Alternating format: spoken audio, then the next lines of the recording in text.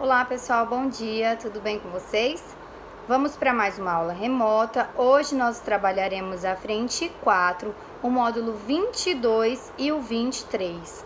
Então, abram a apostila de vocês de teoria na página 90, frente 4, página 90, e nós vamos falar sobre correção, coesão e coerência. Bom, vocês vão ver aí então na página 90 que ele vem trazendo um levantamento e relacionou alguns elementos de coesão mais usuais agrupados pelo sentido. E nós vamos falar um pouquinho dessa diferença entre coesão e coerência. A gente vai relembrar isso que na verdade vocês já sabem. Nós vamos relembrar e eu vou tirar algumas dúvidas de vocês com relação a isso.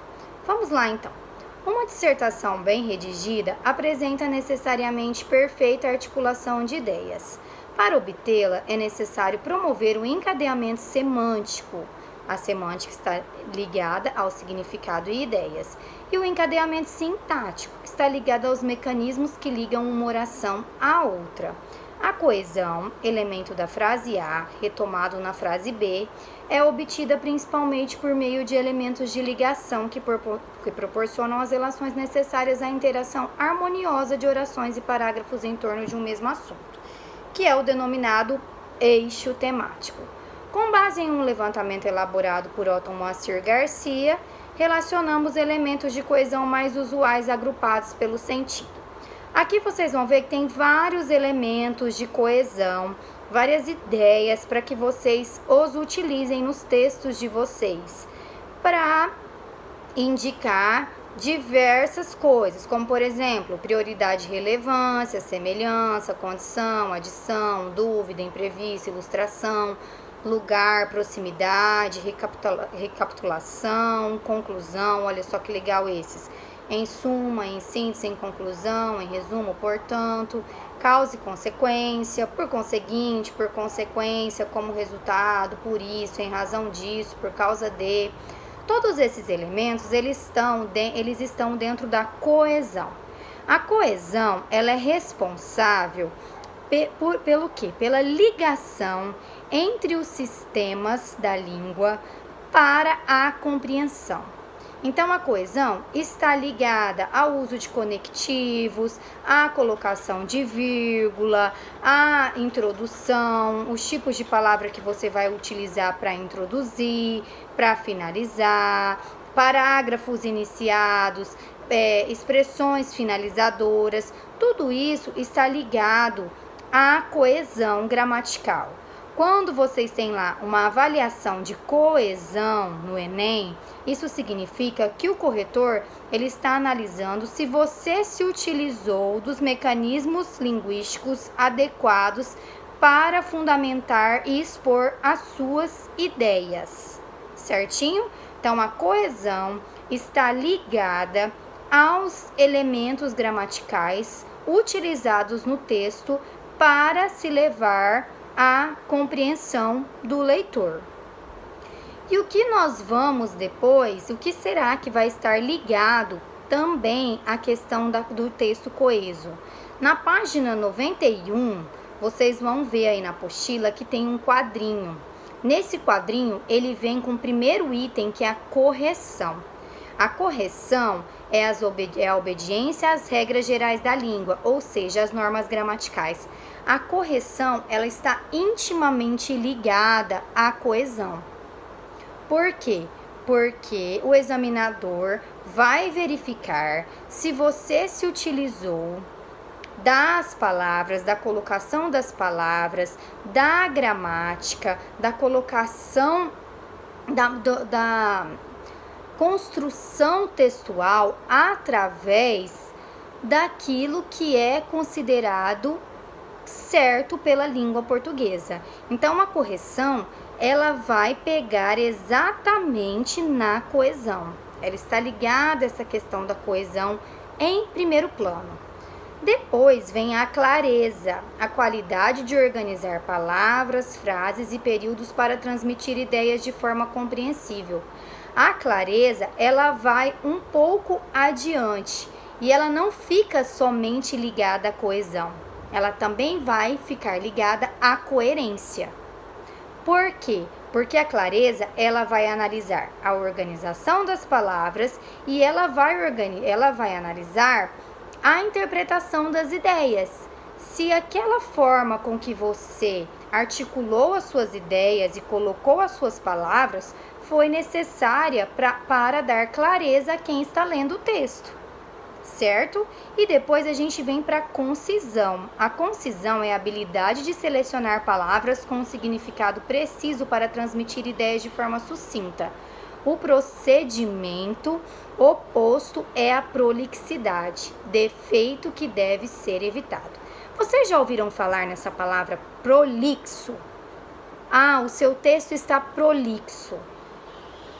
O que é prolixidade? E como não ser prolixo?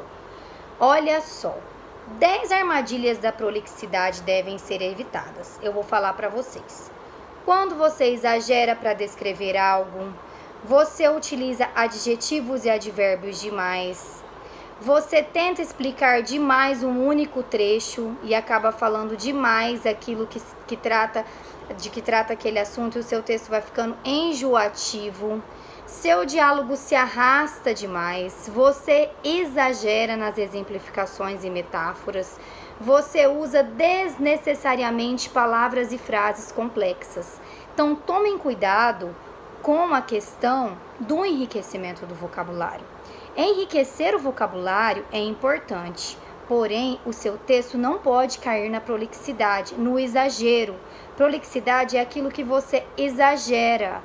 Aquilo que, ao invés de você clarear a ideia para o leitor, você dificulta, você quer mostrar que você sabe demais, mas você acaba enchendo o seu texto de informações, o seu parágrafo fica gigante e você acaba se perdendo de tanta exemplificação e às vezes se perdendo de tantas palavras difíceis, às vezes se perdendo de tanta informação. Tudo isso faz com que o seu texto saia da fundamentação normal e às vezes caia na prolixidade. E é quando você acaba perdendo nota por isso.